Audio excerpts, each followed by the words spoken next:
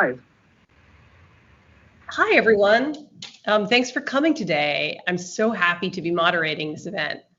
We're here to celebrate the publication of our collection, Going for Broke, Living on the Edge in the World's Richest Country, which has something like 50 contributors.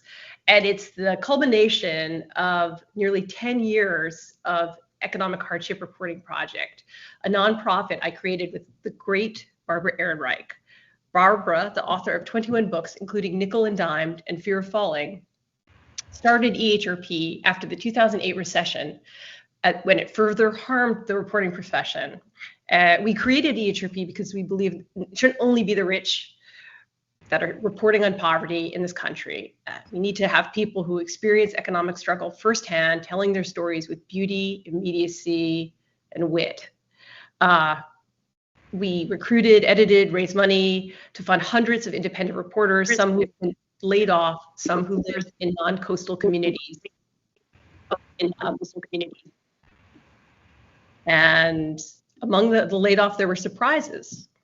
I'm talking about writers like the brilliant public broadcaster Ray Suarez, who himself faced economic instability in the later half of his career after having been a correspondent and anchor at public television, nightly newscast, PBS NewsHour, and NPR's Talk of the Nation. He's here with us today. Among those who experienced the hardships around housing and not being housed were writers like Alex Miller, a Navy veteran. When he couldn't afford the aspiring writer's life, Miller moved into a shelter, and he's rebounded and he's publishing widely, including in this collection tonight, and he's here too to talk about it. He's a fellow at EHRP. A third contributor joining us is Annabelle Gurwitch, an actress and best-selling author of 5 books, her most recent called You're Leaving When? Adventures in Downward Mobility. And the title kind of gets at her sense of humor, her dark sense of humor. She herself experienced financial bumps in midlife. And finally, we're graced with the well-known Nation columnist Katha Pollitt. She contributed thoughts about a documentary poem about abortion. We at EHRP see the right to abortion, an economically secure pregnancy as fundamental to relieving income inequality. So I think I would like to get started with Ray, and I'm hoping he can tell us a little bit about the situation he writes about in the essay that appears on our collection. And you also spoke about it in the podcast that we did. We did 2 seasons. It's called Going for Broke as well. So Ray, lay it out. Explain what you wrote about. Well, I had been working for decades, moving basically from one job to the next, steadily climbing the greasy pole. And then as I began to think about retirement in the last years of my career, Al Jazeera pulled the plug. I was anchoring a daily news program at Al Jazeera America. They told me when I signed up that I could count on X amount of time before the thing would have to start making money and start drawing audience. Well short of that, they decided that they had had enough of the losses of the massive red ink, and they just pulled the plug. And suddenly I was out of work, but I wasn't worried. I thought, well, look, I have this resume, I have this body of work, I have this reputation. People know I'm not a nut or hard to work with or anything like that. And I thought, I wasn't worried. I'll just get another job. I assumed that the next job would not pay as well. It might not have the same perch. But whether I could work or not, I had no doubt at all. I just knew that I'd get something else and go back to work. And a lot of this was predicated on my own plans and ideas about when I would stop work, when I would start to draw on Social Security and retirement savings and that kind of thing. And being terminally unemployed at 59 just wasn't in my plans. And that worry did not go away. It just kept mounting as people who were very excited, they said they were very excited to talk to me, didn't return my calls. People who I ran into who said, oh yes, let's absolutely get together to talk about this or that project, just ghosted me. People who actually made initial inquiries about hiring me never spoke to me again. And then I started to panic a little bit because I really needed to work. I really needed to work for myself, but also for the very practical reason that there were monthly expenses and weekly expenses, and, you know, they had to get paid. And it had never occurred to me when I was first out of work that I would never have a regular full-time staff job again. And now here we are many years later, and I have never had a regular employer again. I'm making money again. But what I write about in the essay is the kind of anxiety you have not only about the electric bill and the insurance bill, but also the worries that you have about where you fit, who you are anymore, where you fit into a place like Washington, D.C. If somebody says, this is very much a what do you do kind of place, well, if someone asks you what you do and you haven't had a job in a year, well, what do you do? Do you say, I'm a reporter? And they say, where? Naturally. And you say, well, nowhere, because I don't work anymore. It was a totally disorienting kind of thing. And it was in that spirit that I wrote about falling down, that sinking feeling, and worrying about both the dreams that I had for my later years and the actual circumstances I was living under, which frankly, I still don't understand. But I have to find a kind of repose about it and a kind of serenity about it, because even though it's not true what they say about quicksand, that if you start to struggle when you're in it, you sink faster, those stories about quicksand are not true. But it turns out that you sink whether you struggle or not.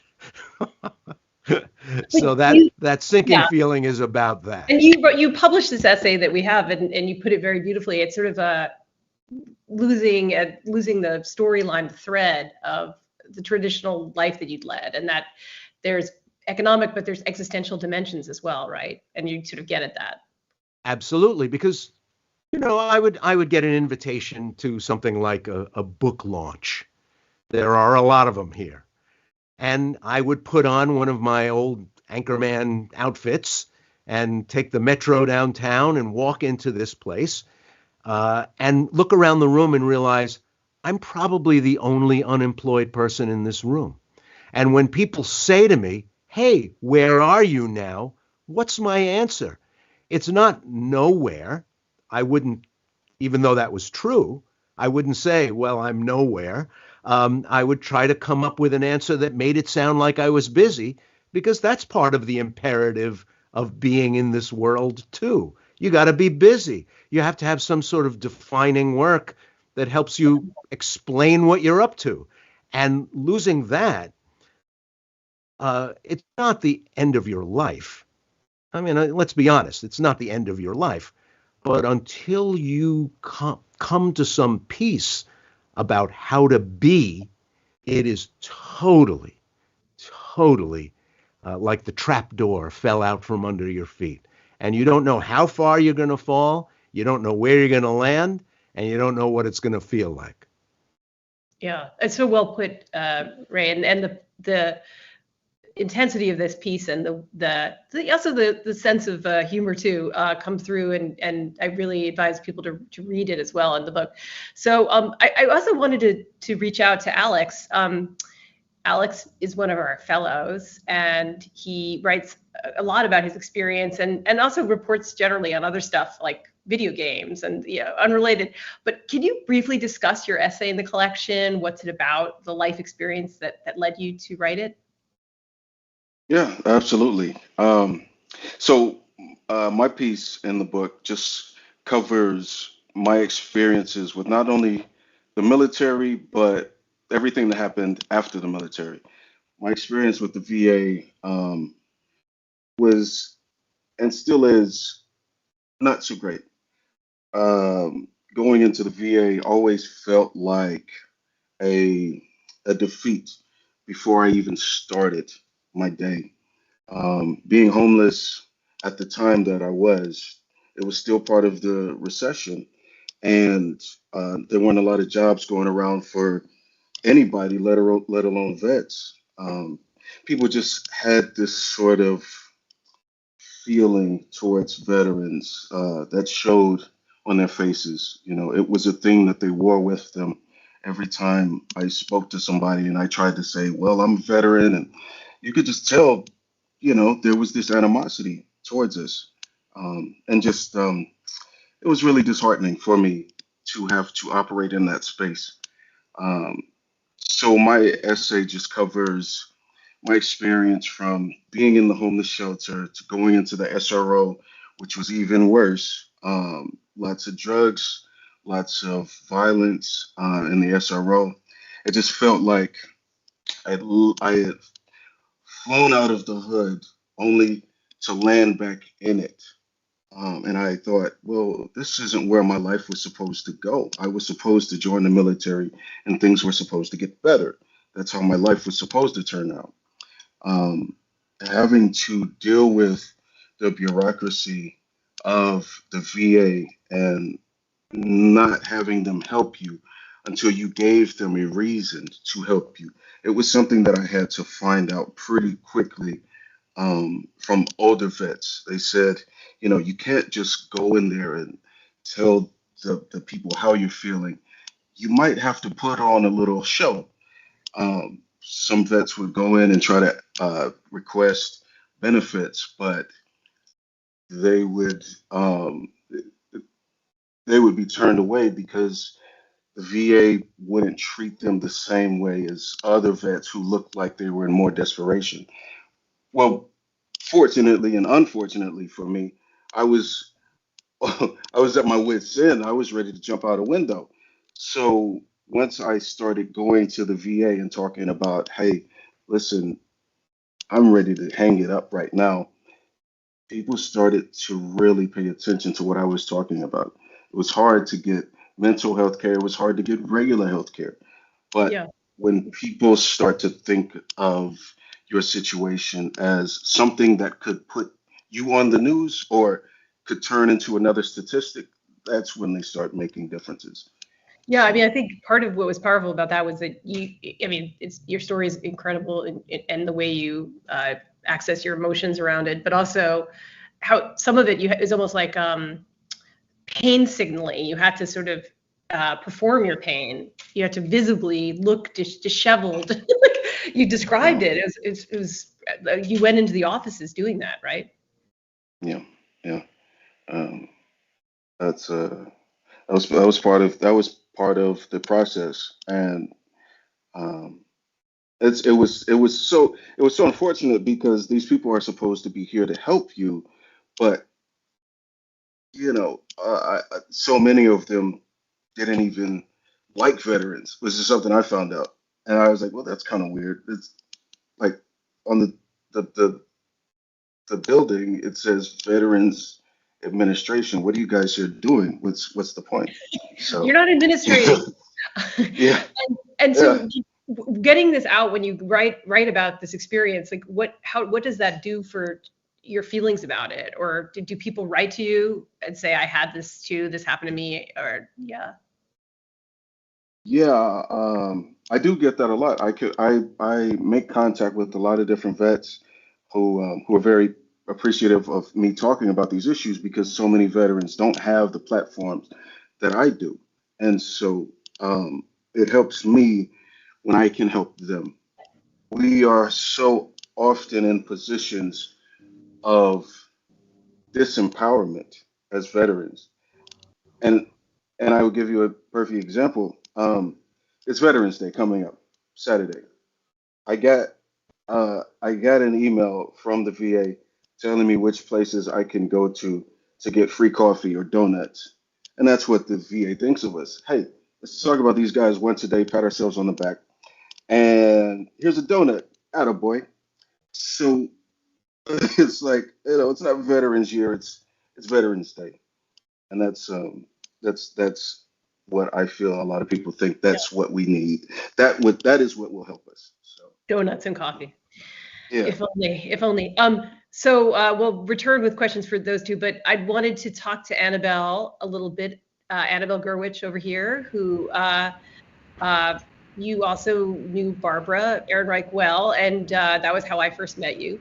And you wrote an essay for us that also involved your personal experience of experiencing economic uncertainty, but also changing how you thought about other people who had experienced economic uncertainty. Do you want to tell us a little bit about it? Yes, I have something in common with Ray's experience, although I've always been a freelancer as an actress and as a writer, and that was more of an expectation for me. But the kind of downward mobility I was experiencing was also triggered, as it is for a lot of women in particular, which statistically women are hit harder after a divorce in midlife. When I was experiencing that moment, and this essay talks about what I did, one of my strategies to keep myself afloat, and how I ended up participating. I was the 7th person in Los Angeles to open my home to youth experiencing homelessness as part of a program, which is a supportive housing program called the Host Home Program, which at the time that I did this, which was I had a couple of youth and I was a male and a female couple and their rabbit living in my guest bedroom. The rabbit was really unexpected, and hide your wires. They chew wires, rabbits. Anyway, yeah. There was some damage done, but it was okay.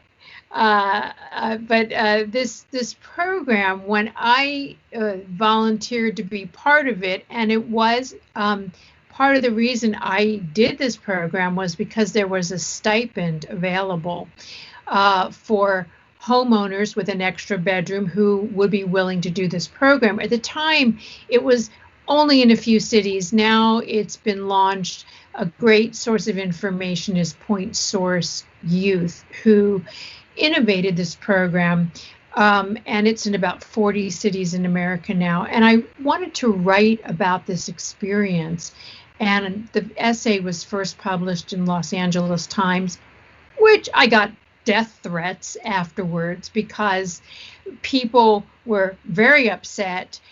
Readers felt that I was encouraging people to move to Los Angeles, to young people who would eventually experience homelessness, and that it was a very mixed response that I got. I wanted to address not only the way that I felt this program was so innovative in that it was a temporary housing solution that doesn't need building infrastructure. It's so sustainable. But in particular, also, what I wanted to address was how that experience made me confront my own otherisms in two ways in particular that I'll speak to briefly. One was that I, like many people, had noticed a rise in unhoused people in Los Angeles, but like so many people, I misunderstood who was experiencing homelessness, especially in terms of youth. I was mistaken in the thought that I didn't know that the majority of young people experiencing homelessness in Los Angeles were local youth who had some kind of system involvement, who had aged out of the foster care system, whose families simply couldn't afford to support them at home anymore, or whose sexual orientation had meant they become unhoused. That was something that I also wasn't aware. I mean, that was profoundly eye-opening. I also wasn't aware that so many, and this is, this was something that I think we've all, since the years since I wrote this piece, it was right before the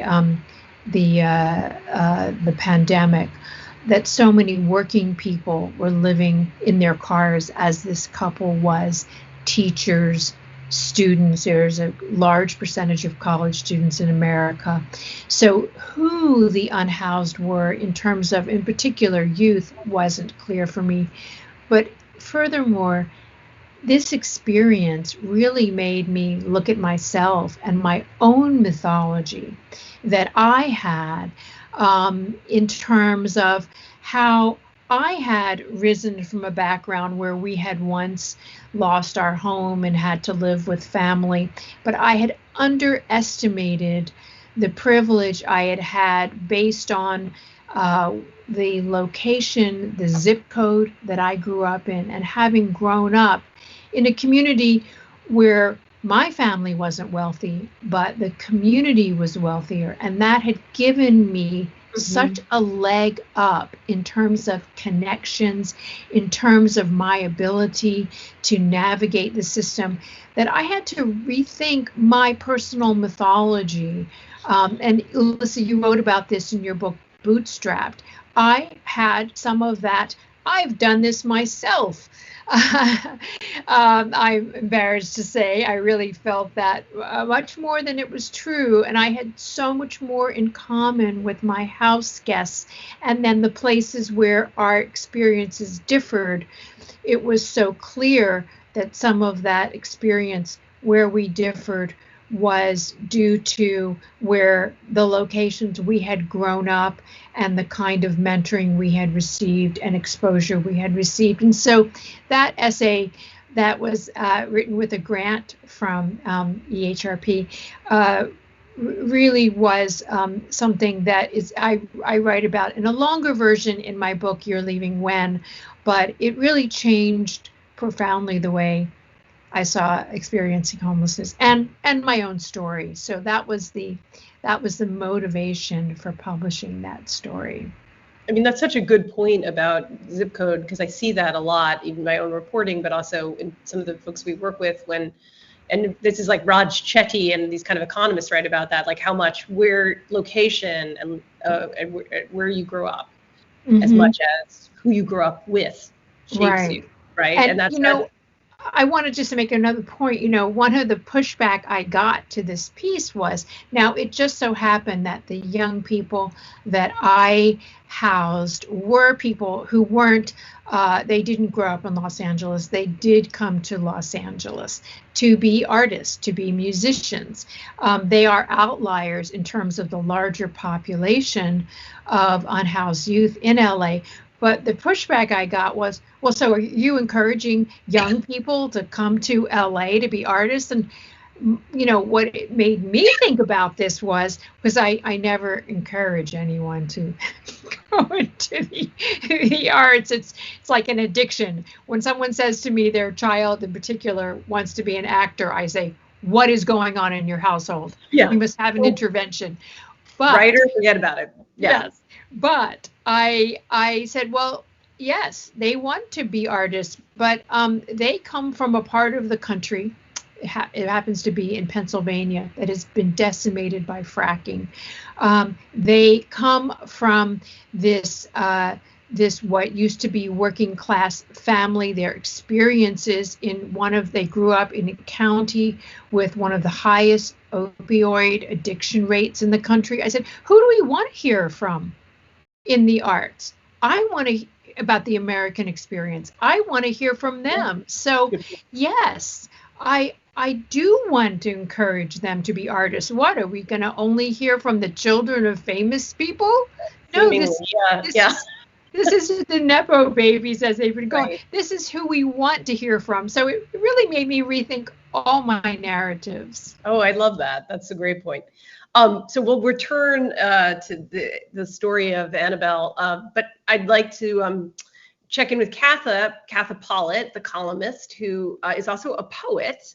Can you tell us what you contributed to the book and I guess part of this is the second question would be, how in your mind does women's health and reproductive rights intersect with poverty? Because that was part of what we worked on in this book in Going for Broke.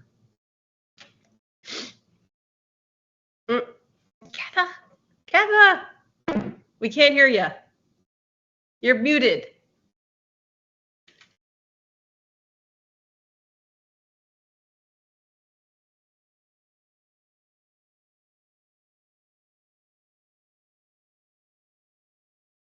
Katha, we can't hear you. Okay. Can you hear me Okay. now? I just want to say this is a wonderful anthology. I've been reading it. It's just terrific. It's so varied, so many different voices and different experiences, and people bringing their full selves to their story. It's just great. So my own contribution was an introduction to a poem written by the very modest Alyssa Court, who hasn't mentioned that. And it's a poem about women in the waiting room waiting for their abortion, and all the different kinds of experiences that brought them there. And a couple of things struck me, and one is that how hard their lives were in every way, in financially, but also emotionally, that they didn't get a lot of support. Their mother is full of God, and so she's telling them, you can't do this. Where are the boyfriends and the husbands? There's like one there, and the others, who knows what's happened to them. And it's very moving, and it's very sad. And it's we tend to think outside of the waiting room. We often think of abortion in terms of sisterhood, that old-fashioned word that people are banding together and they're helping each other and all that. And this makes you realize how isolated those women often are, and how much they've gone through just to get there. I've written a lot about poor women and abortion, because people, this is what really infuriates me about the whole thing, is like when the typical person thinks about, who has abortions? They think sexy college student, woman who hates children. They have these stereotypes, and they don't think low-income woman who already has 3 kids. Right. And because most women, this is very important, most women who have abortions are already mothers. I think it's like 60%. And most of them are low income, and most of them are a disproportionate number are black, and they've had very difficult lives, and I think it's just so wonderful that abortion is something. What I really like about being involved in abortion support is this is an area where you can actually solve a problem. You can't solve all the problems of a poor person. You probably can't rent them an apartment. Most people are probably not going to want to let them live in their house like Anna does. But you can solve this one problem. And that's a really marvelous thing. Another area that people don't think about enough, although that's changing, I want to say some things about that in a minute, is that often an abortion is a medical experience, and it's that you're having for a medical reason. It's not that you just suddenly decided, after all, I don't want to have a baby. I thought I did, but now I'm 30 weeks pregnant and forget it. Which is another stereotype people have, is that women are very lazy and very, just don't solve this problem soon enough. And this is why, the idea of time limits, the Republicans keep hoping will get traction, because, and I had a friend once, I was giving a party for a fundraising party. And one of my best friends said to me, well, Katha, I think, 15 weeks is plenty of time to make up your mind. She didn't get it at all. But she's learned, because now she has no memory of ever having said that, which is kind of funny. But what was I going to say? That people just, as so many of the stories in this book reveal, do not understand how hard life is for other people. If they're not going through the thing, it doesn't happen. And even if they have gone through it, they went through it in a different way. So that they're like, for example, in the case of abortion, that if you have an abortion, there are women who have abortions because there's something catastrophically wrong with the fetus. And they might not think that what they're doing is the same as what a woman who's having an abortion because she can't support another child, or because she never wants to have a child, or whatever. Or she wants to have a baby, but not when she's 18. So it's like people have so many ways, and society encourages people in so many ways not to make those connections, to think I'm special. It's different when I do it. And there's this old joke of like, what is it? That I'm for abortion. Oh, it's rape, incest, and me. Those are the 3 acceptable reasons to have an abortion. So yeah, I mean, I think you're getting at a lot of things, and part of we've divided this book, Going for Broke, into sections, and that section that you and I are in is called The Body. And part of why I thought it was really important to start with the body is that often writing about the economy, writing about poverty ignores bodies, women's bodies, disability, sickness, like these basic things that are part of, the materiality of, income inequality, right? It becomes kind of airier. And so I really thought it was great to start with that, because I wanted to have repro and queer and disability rights. And these are the intense political fights. These are the things that obviously, look at Ohio, people really, really care about this. And they decide who gets to live as themselves and who gets to live at all. I think some of these questions, right? So that's part of why I thought it was important for us to have these voices in this book in the beginning. It was right after Dobbs when we were putting it together. Yeah. I wanted to make a comment, which is I think that what you're talking about, Katha, and what all of us have talked about is, part of the legacy I think that Barbara Ehrenreich left us is that she not only wrote about these trends, social issues, social critic, but illuminating people's lives in a very humanistic, individual way. I mean, she really pioneered that with Nickeled and Dimed, which I think was shocking for some people, but for anyone who'd lived that life, not at all shocking. And I think some of the stories, and many of the stories in the anthology, and I was really knocked out, Ray, by when you write about how having an accident on your bike and having recently decided to not have dental insurance, in one day you could just go from someone who has economic security to possibly falling through the safety net. And this really humanizes things. And I think that that's a really important element of the storytelling that EHRP supports, is very human.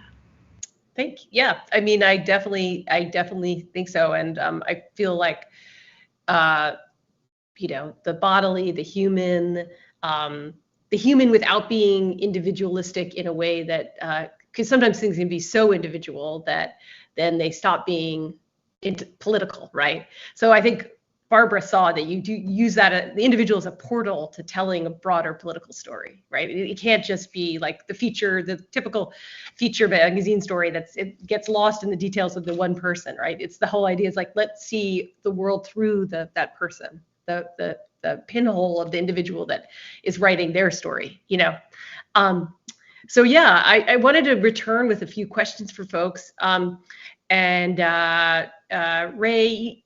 Ray, you said on our podcast something really interesting. You said that Latino means young in the American media. And I thought it's brilliant and interesting. And I wanted you to talk about how what you mean by this and how ageism plays into income inequality, because I feel like that's another theme in this book. Well, after the Second World War, sociologists started to write about the idea of a master status. Of all the variables about a person, what's the one that's going to be determinative of your life chances and life outcomes? And in the 50s and 60s, they were talking about race as a master status. And I started to think about master status again when, in effect, getting old meant I wasn't Puerto Rican anymore. I was just old, because the way that future possible employers were relating to me had far more to do with the fact that I was in my 60s. Even these professed champions of diversity in their workforce, I was kind of deracinated by the fact that I was getting old, and they could only see me as an old guy, even though I wanted to work and made it very clear that I intended to work for years and years to come.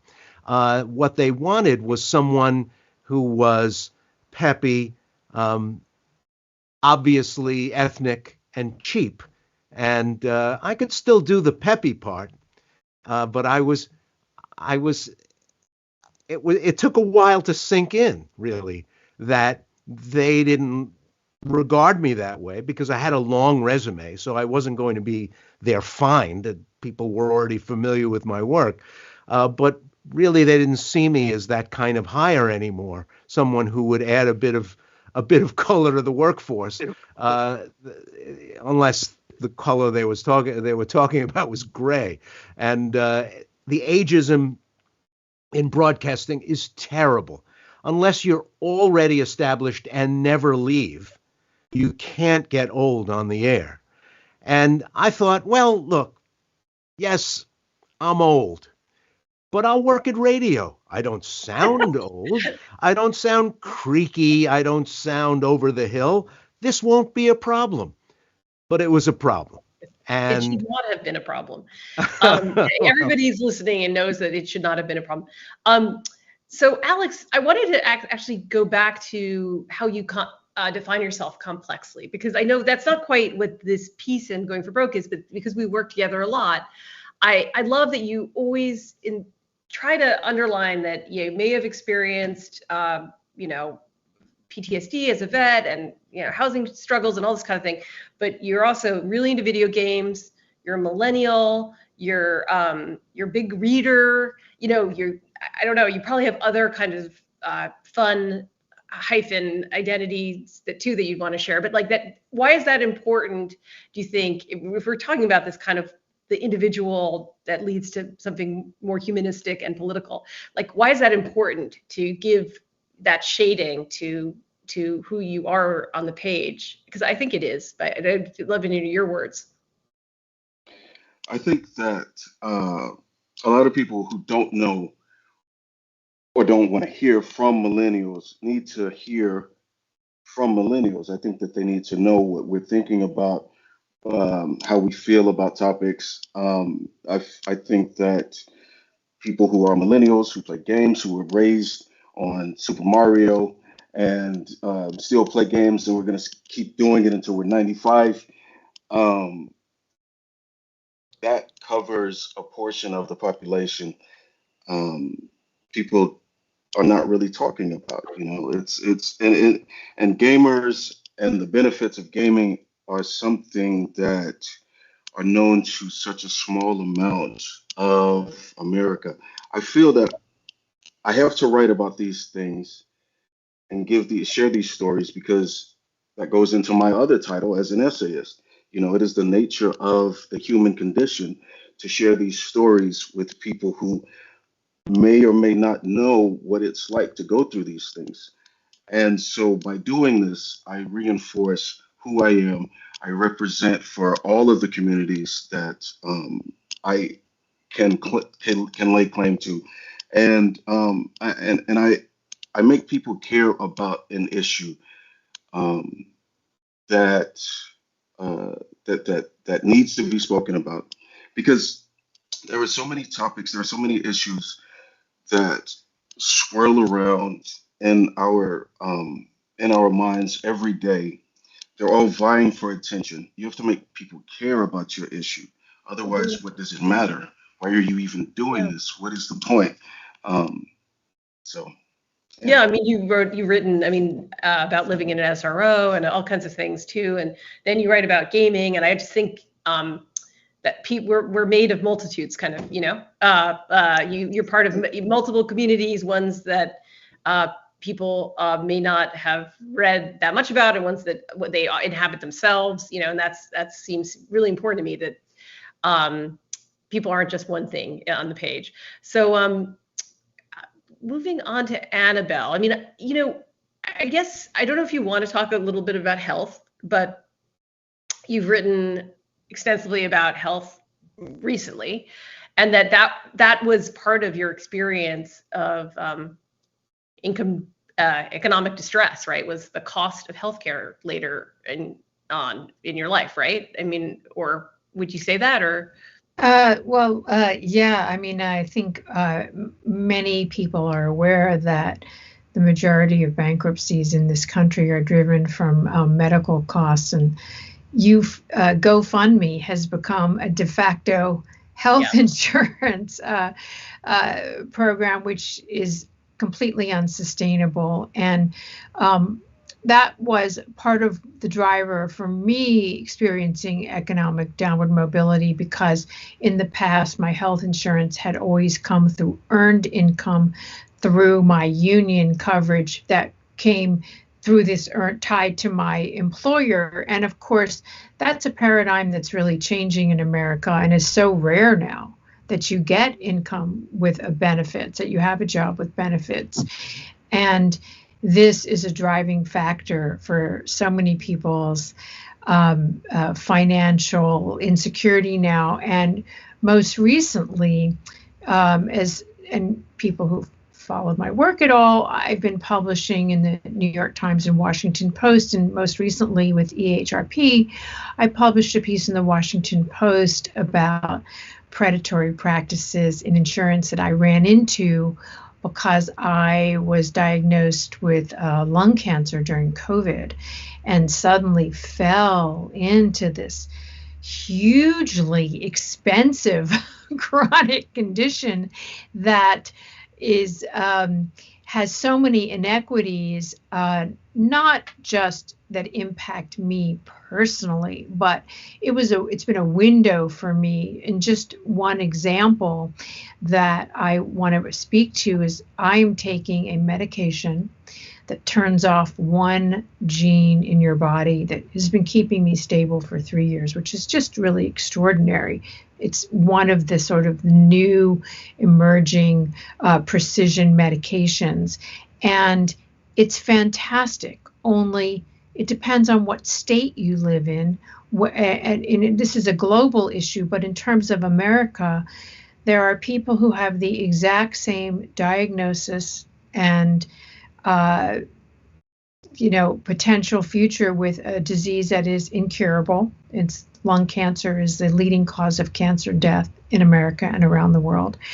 But if you live in my home state of Alabama and you are on Medicaid, I am not on Medicaid, but if you are on Medicaid, the testing for this biomarker that would mean you'd get this medication I am taking is not available. It is not covered by Medicaid.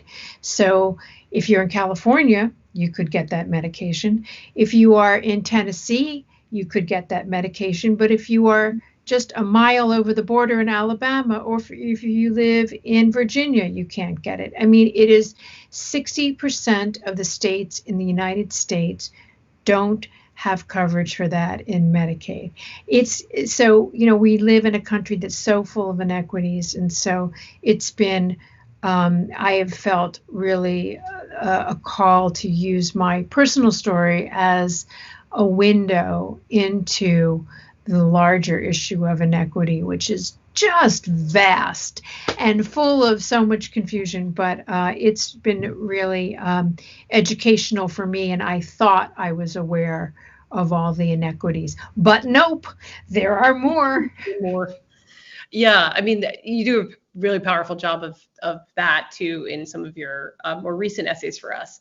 So maybe we'll share that at the end.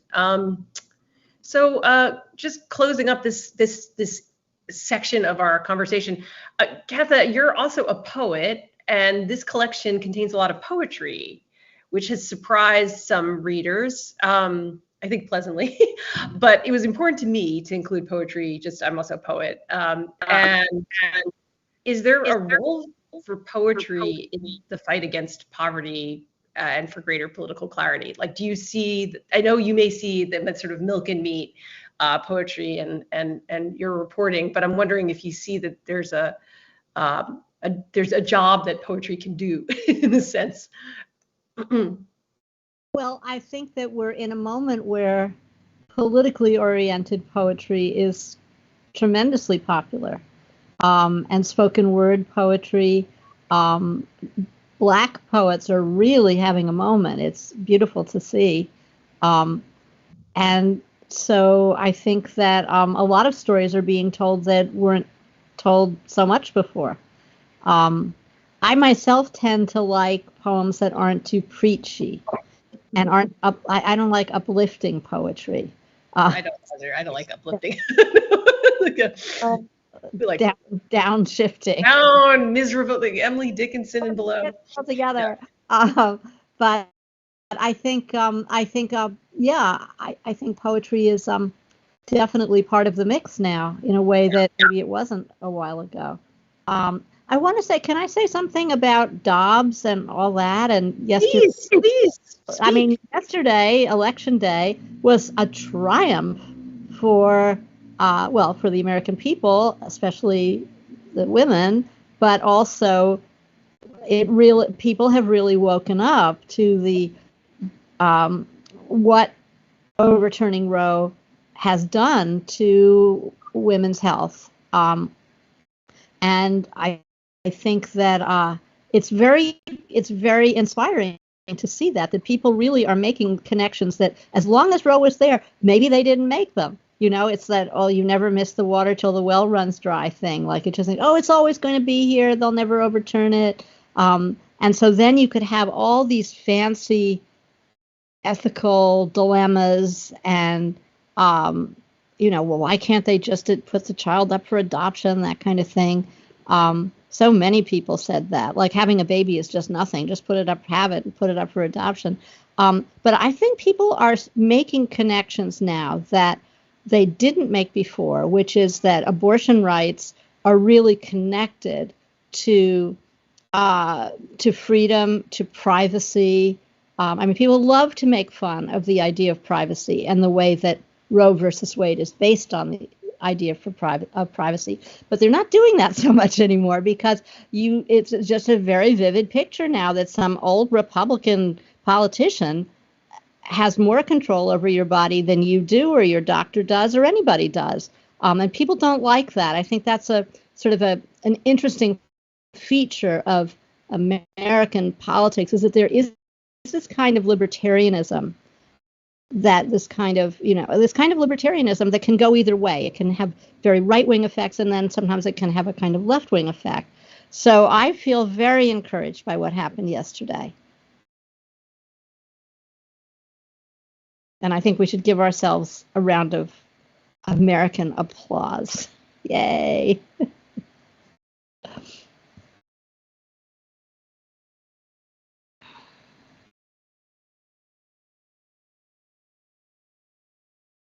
I think Alyssa is frozen. Well, Katha, Your words were so stunning. They have paused her entire being. You don't always know when your opponent is going to overplay his hand. And after all those years when politicians said, oh, don't worry, this will be a state-by-state thing, this will be something that people choose through their legislatures, and then when they started to talk about making it illegal to travel when you're pregnant to get an abortion, a lot of people who never even thought about this as their issue, I think suddenly said, wait a minute, stop you from traveling, check whether you're pregnant before you can go to the next state over. And then we'll see what overplaying a hand looks like, because that stuff started to emerge before the ink was even dry on the Dobbs decision. Absolutely. And so I'm glad that you brought that up, because it is a moment, it's something to be cheerful, and it's part of the thing that I wanted to move into, actually. What are some things that we actually have hope about? And this includes, what are directions? I mean, for Annabelle, your experience on the SAG lines or the writers' strike, Alex, youngest person on the panel, what do you as your friends think are reasons to be optimistic about your fortunes, etc. I'll just speak really briefly about the SAG after Writers Guild strike, which I'm a member of all three unions.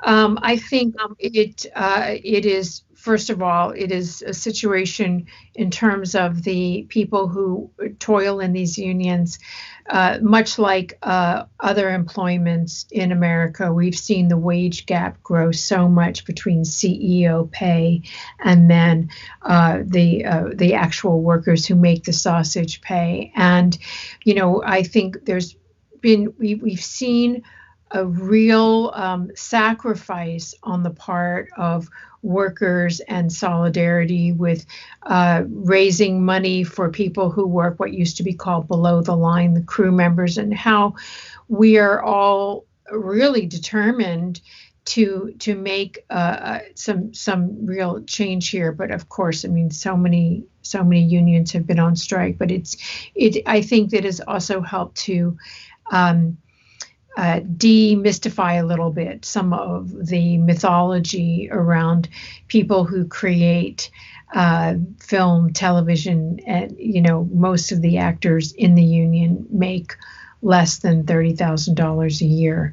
And I think it's important that these things are talked about, and it's important, but it's caused a lot of suffering. People have really taken a stand, and I do think it's positive to see how much people are just going to the mat for basic wages and fairness in sharing a company's profit, like the streaming and the entertainment companies.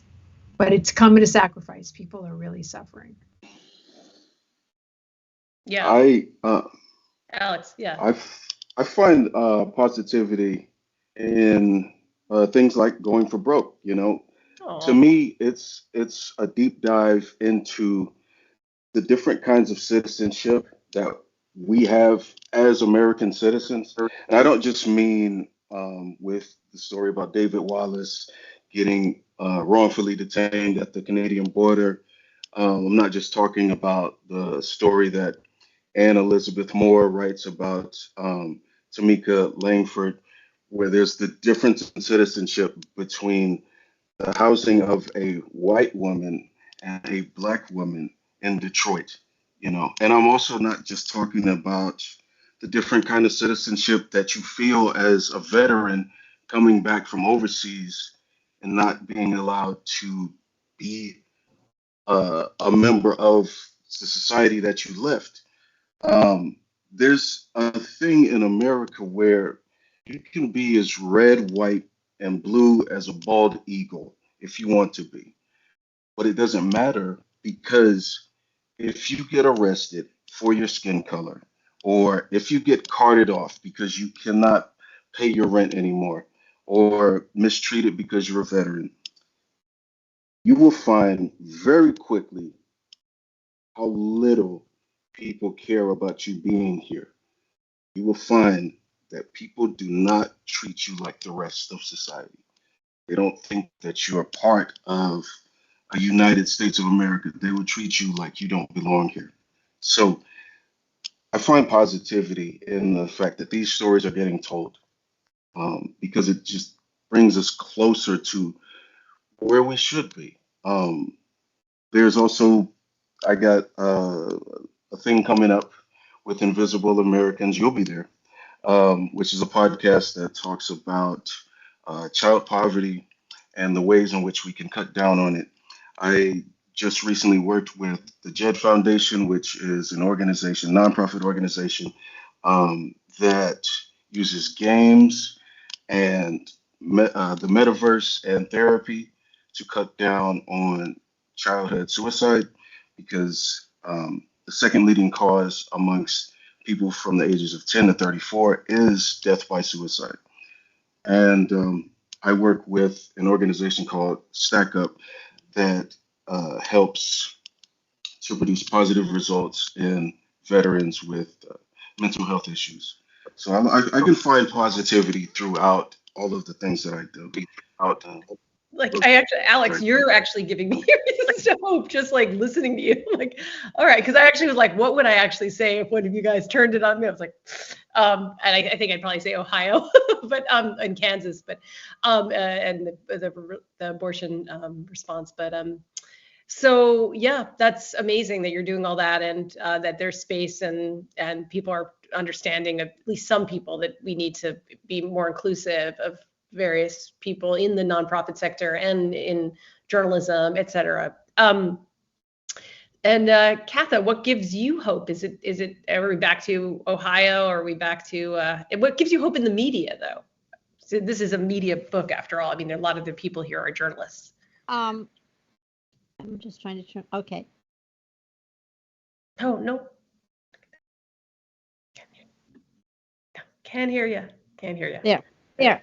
Okay, here I am. Well, just to mention one thing in the media, that we saw Killers of the Flower Moon a few days ago, which is an amazing movie about terrible murders of Native Americans, as we Osage Indians, who had a great deal of oil wealth in Oklahoma, and they were murdered by white men mostly to get the money. And this movie was made by Martin Scorsese, who's in his 80s, if not his 90s, starring baby daddy Robert De Niro, who is 80-something. Yes, the opposite of a Nepo baby. I don't know, or the producer of Nepo babies. He was fantastic. Yeah. You would never think this man was too old to be a great movie star. So Ray Suarez should take hope from that.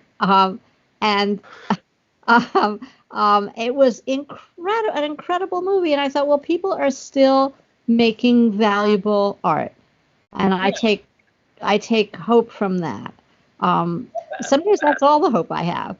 I mean, I think things are pretty bad, and the large picture is not good. So exactly. No, if Trump gets it's all over.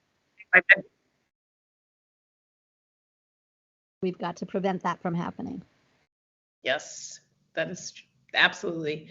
And finally, I'm going to let Ray answer this question. You know, it's a time when brain work has become gig work, and journalists poster children for precarious middle class. And so what gives you hope in times of divisions and violence? Like you've seen a lot of them historically, you've reported on them, right? So, but now and previous ones, like what gets you out of it? It's like, well, you know, Alyssa, reporters hate to be wrong, but I went up and down, and I'm back up again when the Fight for 15 and the sort of shout from the shop room floor began before the pandemic.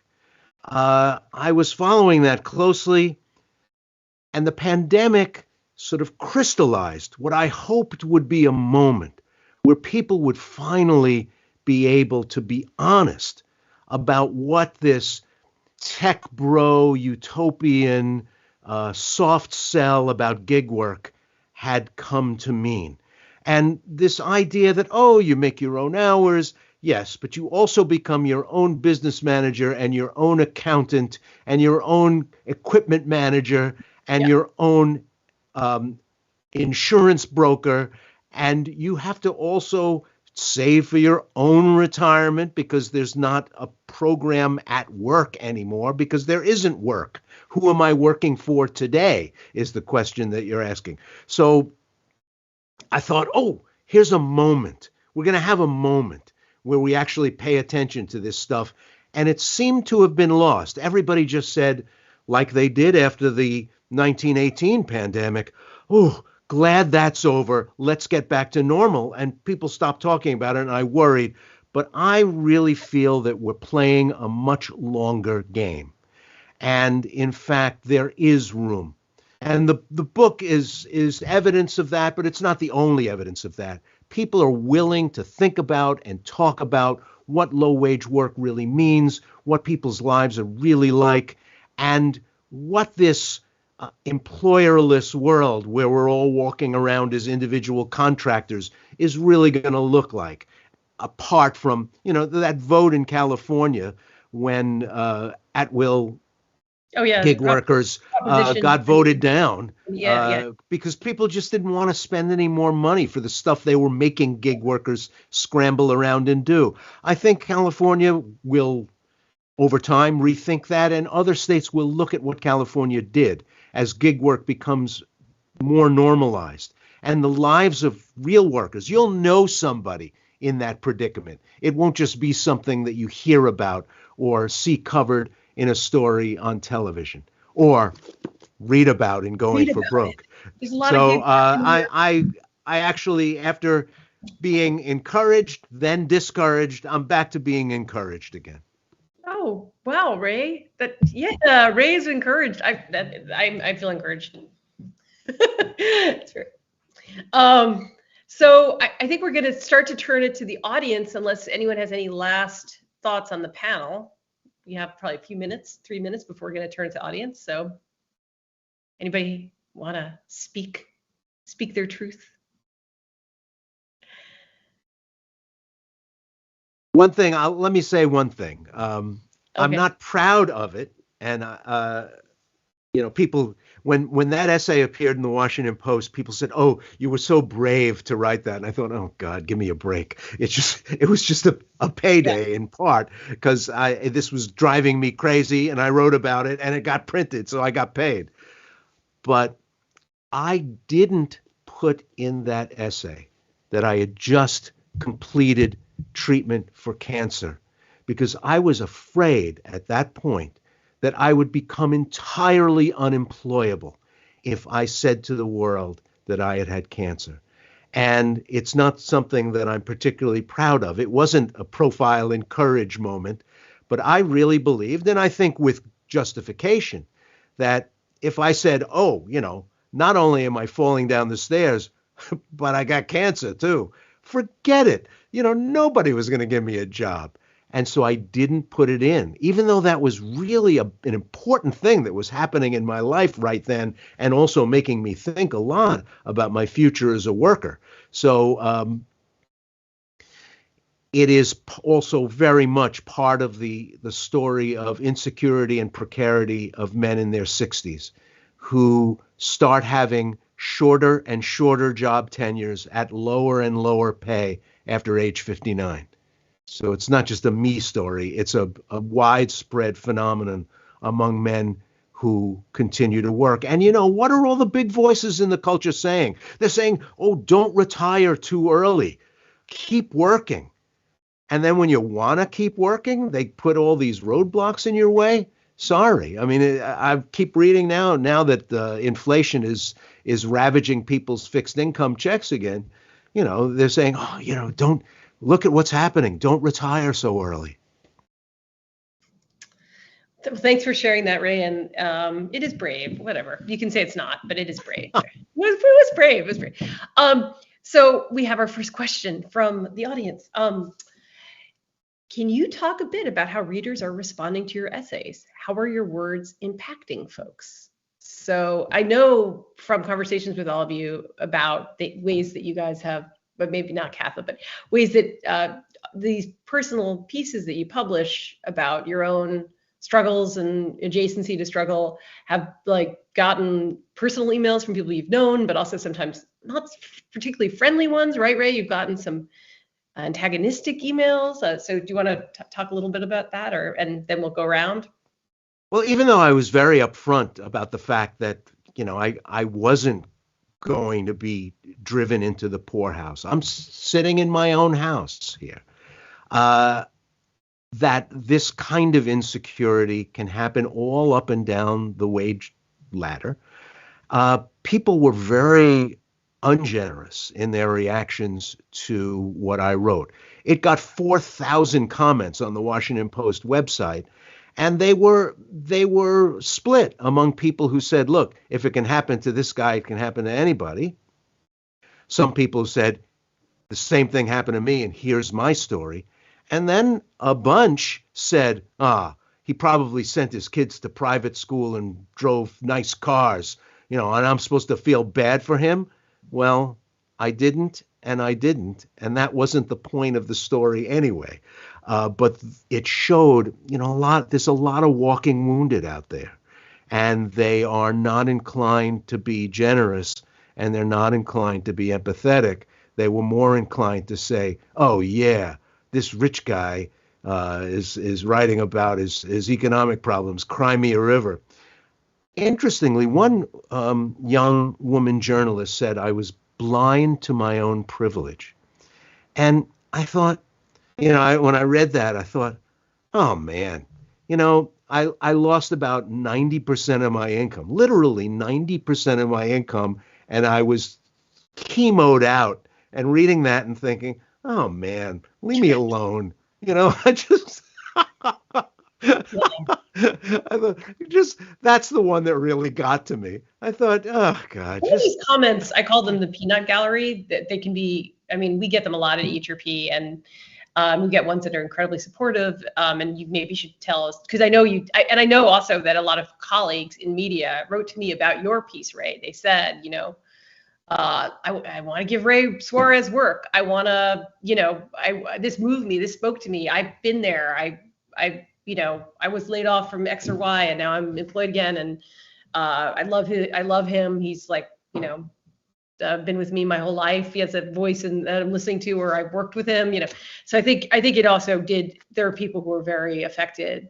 You must have gotten the personal emails too, right? Yes, and a lot of people were really lovely. I don't want to leave the impression that there's just a bunch of jerks out there. Right. Yeah. I want to mention that when this piece was published, people wrote on my social media.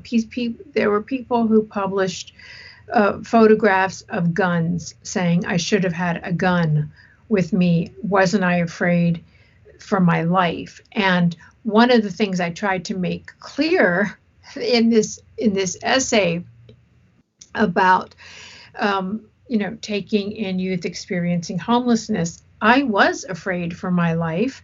And what I didn't realize, and what I learned, is of course, they were more frightened for their lives than I was for my own, because their experience in being unhoused had made them so vulnerable to crimes. They had also both had system involvement, and so they weren't sure, even though this is a vetted program, if I was some sort of predator running some sort of, sex recruitment ring, or I was, if something happened at my house and police came at all, what would people, what would the immediate, we know this kind of thing happens if police show up, who is assumed to be at fault? They were really terrified that they might be in danger staying in my house, or a neighbor might wonder why they were at my house since they weren't known in the neighborhood. And, that was really eye-opening for me to realize that. But also when I saw these pictures of people posting guns. Now, this was right before the pandemic and also before Trump was elected, but I wasn't as surprised by January 6th when I had already received this kind of response. I also got people wanting to know about the host home program, but it's sort of a funny thing you might relate to, Ray. I was really writing, and I also to to take away and address some of the taboo around economic insecurity. And I think one of the things that we are all reflecting on in this book is there are different levels of economic insecurity, and all of them coexist together and make a web. As it's very important and much more urgent, yes, to talk about the living below the poverty line in America, but you don't want to see the middle class fall without a safety net. This is we want to see a middle class so that we're not overburdening society. And just a funny little note. So, I did get a lot of support from this piece as well.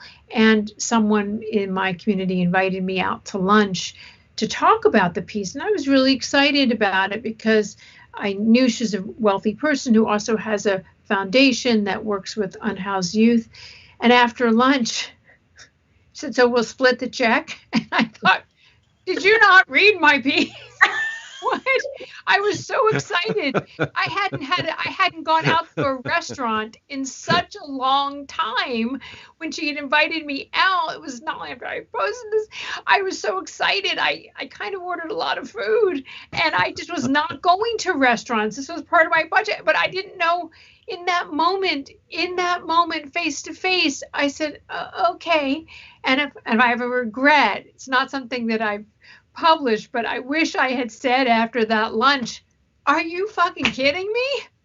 Did you not read what I wrote? You're paying, lady." And I didn't. Damn it. That's very funny. I have many stories like this too. I call this in my book before Bootstraps, the middle precariat, and I think the precarious proletariat middle class, right? And one of the reasons it's important to highlight this isn't just that we need a strong middle class, but also that if people are able to express their own kind of slipping down feeling, and they may have more solidarity with people up and down the gradient. Like it's builds continuity actually between classes, instead of being like, okay, we're so different. It's like actually there's sort of variations. There are things that we're all experiencing right now. We're experiencing loss of steady jobs over our lifetimes. We're the gig work effect of lack of healthcare. It's like these are true in different populations. And some people are obviously you don't want to like be blind to your privilege, but you also don't want to elide the problems that are existing in the middle class, because you want to show the connections. Yeah. One thing I was able to also do in addressing people's comments was some people would comment on social media or in the comments in that piece, and I didn't answer people. I never answer people on a media site, but in social media, I was answering people who would write things like, "Well, I don't know people who are homeless, but I think blah, blah." And I said, yes, you do. Every time someone comes to your house to deliver a DoorDash, to every Uber you get into, you really need to think about that. You are interacting with people experiencing homelessness every day. If you think that you are somehow living in a separate world, you're not. You are potentially getting into someone's home when you take that ride. Yeah, this is part of why we call our organization the Economic Hardship Reporting Project. It's not just the Poverty Reporting Project, to show that there's instability up and down the gradients, income gradients. So Alex, so how have people responded to you? Do you have any things that really stand out? Yeah, actually, a few vets, multiple amputee vets spoke to me about my writing, which was very, very touching, because they felt that they were being heard. Their struggles with the VA and not being attended to properly, their bouts with depression and wanting to end it all. I got some very good messages, and then I also got some interviews because of things that I've written for vets. So it's encouraging, and I know that I had to learn kind of early how you can get in trouble by interacting with people through like Twitter. So um, so I made that decision that, okay, that there were only certain things that I will respond to, even if they're positive, on the internet, because some people are just out there to get you, and that's their entire purpose. And I use that example of, right before we discovered how much of a raging anti-Semite Kanye West was. Um, the year before that, I wrote about him, but like, it was this kind of enduring way about how he inspired my early life when College Dropout first came out. And then I wrote another piece.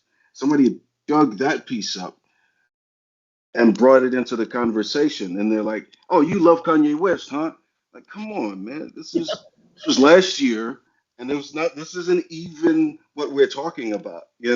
People will do that. They'll interject something very negative that'll Yes. completely distort the conversation. You could be talking about gummy bears, and somebody be like, "You're a racist." Okay, Which is and another we're reason why journalists and people who oh, write and produce work for public consumption need support, right? They need support from yeah, institutions and organizations, and not just being all out there on their own, because otherwise you can yeah. be open to these kind of attacks and Th- unprotected.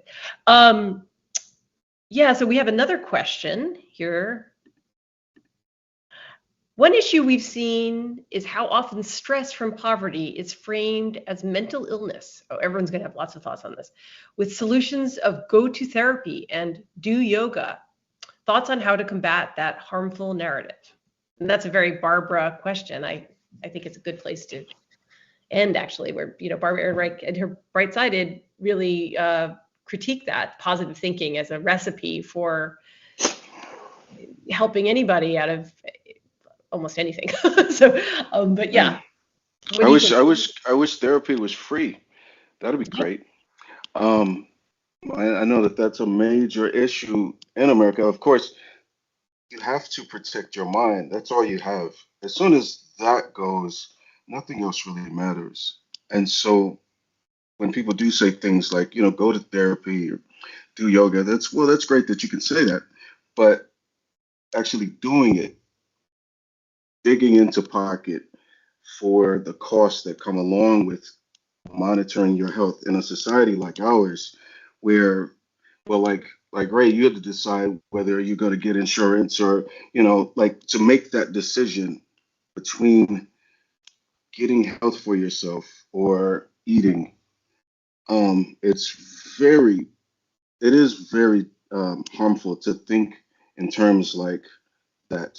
When you're on the street and you need help and you need to speak to somebody, well, who cares at that point? Like, who's really gonna lend you an olive branch when you don't even have an address? Um, so One of the people we profiled in the Going for Broke audio series was a working person, was not earning wages that would qualify them from their employer for health care. They knew they needed mental health care, but on Medicaid, if you want to use Medicaid to get treatment for your mental health problems, you have to find a doctor who's going to accept Medicaid as payment. It's often offered as Medicaid will get that. And the heroine of our story, at the core of our story, tells this beautiful, moving story about knowing how you need help, being self-aware, knowing you need help, knowing that you can't really work well unless you get that help. So, that adds an extra spin to the whole thing because you want to work to lift yourself up, but it's becoming so hard to work because you've got clinical depression and the inability to find someone who would treat her depression and take Medicaid in payment. It was like chasing your tail. Terrible. the writer's name was Katie Prout, and she actually and she's appeared in a few of our Going for Broke kind of our media, different media that Ray and I have produced around EHRP. And one of the striking things from that story was that she was ghosted by a therapist in Medicaid. I was like, what? I might have been a psychiatrist. Like, she found one person who would take Medicaid, and then that person, she spoke to them for like half an hour, and then they never called her back. And she called them multiple times. So that's what do you think, Katha? Do you think that there's what do you think when people tell people to go do yoga when they're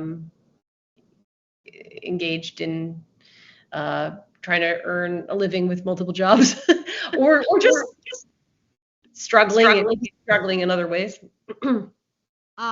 Well, Barbara, I think she took a very harsh line, a harder line than I would take. I mean, I think if people should do things that make themselves feel better.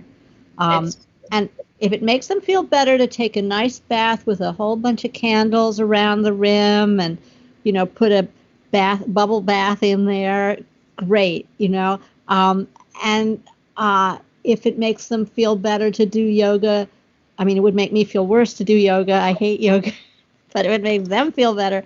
Go for it. But, these things are, many of them are not cheap. And so it's to tell someone who's living on the street, oh, you should take yoga. Well, how are they going to do that? But a lot of times we know that depression is helped by exercise, by walks, there are things that, people can do that may help. I think that therapy is great. I don't know what Barbara thought about that, but everyone I know has been, including me, has been in therapy for a long time, and I find it very helpful. So I would never say, what is the alternative? What is the alternative? You can't spend all your time making the revolution.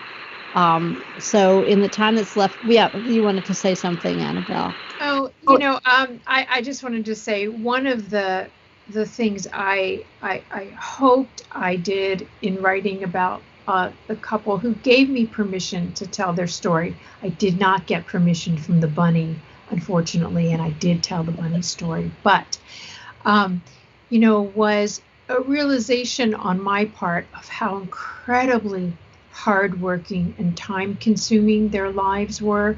They were door dashing. They were also collecting electric scooters to return to charge to make money. They were looking for work. Just every single step that hadn't occurred to me of exactly how little time they had. It really made me think about time is the ultimate privilege. Time to take care of yourself, time to do anything like that. And just to say what Barbara, I could never dream of speaking for Barbara, but having just been reading this today, I am reminded that as Barbara was, as she said, a gym rat, right? She loved working out. So she loved these kinds of things. But I think one of the point of views she was driving to in Bright-Sided was the idea that very often this is sort of code for get therapy, do yoga, that you should be able to solve all your problems yourself. That's the self-reliance, and that the problem with your being in poverty is you're not doing enough to get yourself out of it. I think that's the part of the narrative that the problem is being sick is your fault, or it's the individualization. But I mean, I met some of her friends after she passed away, and one of them was a hugely muscular 78-year-old blonde woman. I was like, oh, how do you know her? She's like, oh, we lifted weights together. I was like, okay. And it was like just her gym crowd, and they were like platinum blonde and really, really built. I think, we may be signing off now, but before I go, I wanted to thank our amazing panelists, Ray Suarez, Annabelle Gurwitch, Katha Pollitt, and Alex Miller. I also want you to go read, buy Going for Broke, listen to the podcast Going for Broke. Hopefully the folks at Haymarket will be sharing these links in which Ray, Annabelle, Alex, and myself all appear. And also check out our organization's site, economichardship.org. Hopefully Haymarket will be sharing the details in the chat and how to pitch us, info@economichardship.org if you're a writer, how to donate to us, and about having any of us on your shows to talk about if you have your own podcast, if you want us on. You can also write to info@economichardship.org about that. But yeah, we are very open as an organization to new ideas and different people's voices. I see this book as sort of the beginning of a set potentially of projects that will have a longer life than just a single article that our organization produces. We've done films and series and things like that. Any final words, my friends, before we sign off? My pub date is April 23rd, so buy my book. Oh, your book. Okay. What's your book? What's your book? It's called We Are Home, Becoming American in the 21st Century, and it's about the latest iteration of America's immigrant story. And after you finish reading Going for Broke, you can start reading that. Go walk over in the bookstore. All right. Well, thank you again, and it was wonderful to be here with you all and to chat with you tonight. And hopefully we'll continue the conversation. Have a good night. Bye-bye.